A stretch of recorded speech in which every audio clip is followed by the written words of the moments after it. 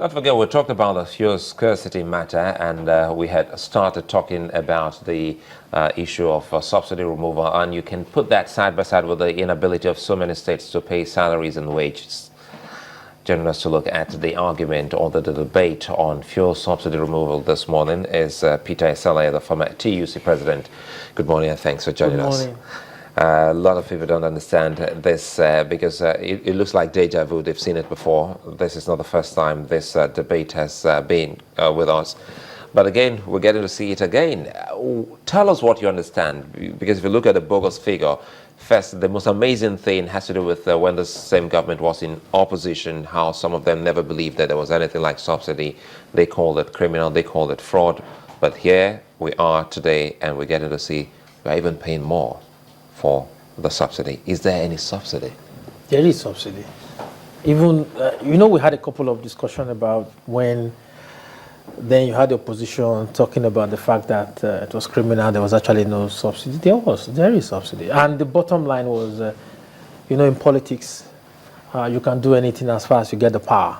So I think basically in the campaign, in the process of various campaign, and then you had people saying, some people said the price could go as low as 40 naira, and you all had all of those, and we all know that is not true. So we know there is subsidy.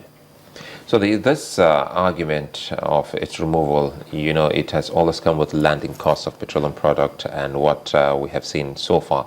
The big question here is that let's talk about its sustainability of this particular practice. How well can we go with the attendant market forces with I think the bottom line is within OPEC communities? I think the bottom line is that most times that things are never in a straight line in our country, and that makes it very difficult for you to predict a whole lot of things. And when you look at the government, first thing I always ask myself is that do they have a research department? Can they project into the future to say, okay, this is, and ordinarily that's what you expect of a government to do. And remember last time I was on this program and I told you, I said, in the next 1 year, you are not expecting the price of crude to hit $60. I said it on this program. And that is what we are getting. You're getting the price of crude at about $37.50, not below $40 right now. And it's going to continue. I still don't look at the price of crude getting to $60 another 1 year, except there's a serious war in the Middle East. And that is why you may have a challenge. And then what we now have to look at is, okay, subsidy now, what do we do about subsidy? Should we continue? Should we not? So first you have to ask, what is the policy direction of the government? That is key. Sorry to interrupt you. You talked about subsidy. You say, should we not or should we? Some people will say, but we are past that point. I mean, in 2012, or is it 2011, late 2011, when the Jonathan administration brought up the discussion on subsidy and removal, there was fierce debate. And the debate went on for quite a while until towards December, I think, of 2011, when the government decided to take it up, was it, full time, when they came to Lagos and had that debate. It would seem that quite a number of people were agreed on the fact that subsidy should go. The question was how it should go. Don't you think we're past that point? Now, that's why I talk about the policy trust of the government. Yes. Is the government ready to take away subsidy? Because one thing I've learned over the years, being Pengassin president, TUC president, is I could tell you authoritatively that when the Jonathan administration was talking about subsidy removal, I could count on my fingers how many people were really serious about it. Probably the president alone, or the president and not up to 2 other people in his cabinet. Others can hold the mic and say, take away. Yes, I'm telling you that. Is that a fair comment? I mean, considering the number of people who came from his government and also the number of people, the number of supporters who came to Lagos to actually stage this debate. Even if you look at the way the increase was done, I'm telling you this because there were several back channels communication between the labor movement and that government. Yeah, we're all talking about, okay, how best do we go about it? The debate was also part of the decision by the labor movement to say, okay, fine, let's have a conversation on this. And that conversation was supposed to drag on across the country, the 6th geopolitical zone, and then everything was going to end towards mid-year. And suddenly you had the first town hall meeting, and then January 1st, subsidy was taken away. And then the next thing was, everybody was like, what's happening That here? was what caused the quarrel. Yes, and everybody was asking, what is happening here? And then So are you saying then that we have to go back to square one and have that debate as to whether or not subsidy should go? Nobody says you have to go back to square one. That's why I say, what is the policy trust? Because at $37.50, we've had 3 opportunities to do something about this. When President Yar'Adua was president of Nigeria, I met with the then Minister of State for Petroleum. The price of crude had fallen so low, and I said, this is an opportunity for you to build trust between the Nigerian people and the government. Because now the price of petrol is going to be far below the pump price. So what you need to do now is take away the subsidy, and then when Nigerians are paying lower prices, and when you now come up to say, okay, the price have gone up, so it's also going up, so you are going to have a lot of Nigerians are going to say, okay, when the price was low, we were paying low. And when now that the price is high, so it's normal for us to also pay more. So what you've done is that you've built trust between the government and the people. Because that would have given Nigerians a better understanding of what subsidy is about, or what the market forces is about. Yeah. Because if you look at it, if you go to other climes, once there's a drop, it's reflected in the pump price when you go to put petrol or gas in your tank. Yes. But even back home, we haven't actually experienced that. No matter how low it drops in the international market, it remains where it is. One of the problems we have is that we're too political. We play politics with everything. I'll give you an example. I also went through the back channel. I also complained that, okay, why reduce the price of petrol from 97 naira to 87 naira?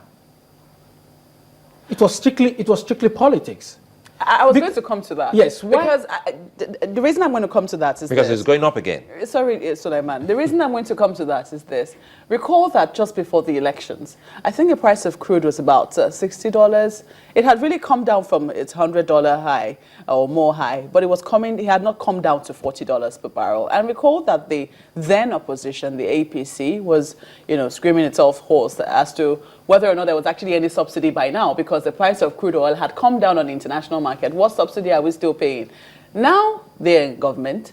The price of crude oil has dipped to way below $40, yet we're still paying a subsidy. Shouldn't we be asking questions on that? That is why I said we play politics with everything. That's where leadership is called for. As a leader, you have enough information. I'm seated here now. I have enough information to help me make a decision that will last for another 1 year. As a leader, even if everybody is shouting, you know what is best for your country. What you should have done, don't reduce it. Because once you reduce it, what you've done is that you've also increased about 400 million naira extra was added to subsidy. Do you believe that we're actually still paying subsidy at 87 let me tell and you, $40 per yes, barrel let me for tell crude you, oil? Because your calculation now is that you're not looking at the economy from a composite perspective. Composite perspective in the sense that you import petrol. It's not in naira. You don't buy crude in naira. You buy in dollars. And immediately once your economy is going down, the first thing government does is that they devalue the currency. So whatever gain you would have, whatever gain that was in that 10 naira reduction has been lost by the devaluation of the naira. So when the marketers now import products, so because you devalue your naira, so you've lost your 10 naira that you've just added. So why I said there should have been no reduction when the government knows that they were going to devalue the currency. So once you do that, you've lost out. Now, why I said that 10 naira should not have been, things should have remained at that level is that right now, PPPRA, by their own calculation, is that subsidy is about 10 naira 58 kobo. So if you say subsidy is about 10 naira 58 kobo, what you have right now, then that 10 naira that you took off before the election, you could have as well now go ahead. The president would have as well go ahead and address the nation and say, no more subsidy payment. Because if we go with Marquez's argument concerning what she's just told us leading up to the election, the drop in the price of petroleum product, and what we're seeing now, knowing that it has dipped to almost $35 a barrel, it will mean that Nigerians are the ones subsidizing the government. Yes, but the bottom line you must ask yourself, or you must look at, is that these products are all imported. So as far as it's imported, and your currency is always going down, you are not going to enjoy the benefit. So if that 10 naira was left there, and then this current administration will now go ahead and say, PPPRA, don't call PPPRA, what are we subsidizing here? What is the value? We say 10 naira 58 kobo. Okay, why don't you allow market forces to now decide? And then the government can go ahead and say, if we allow that, we'll be saving about 300 million naira every day. And then what the government will now be thinking of is, okay, with the 300 million naira savings we are making every day, what then are we going to do to cushion whatever effect that may arise? And then you now go to what I'll call the low-hanging fruit. So that's threatening. That means that government gets more money, more funds for whatever they want to do. But because we don't have that long, I always say that most things we do is more on an ad hoc basis.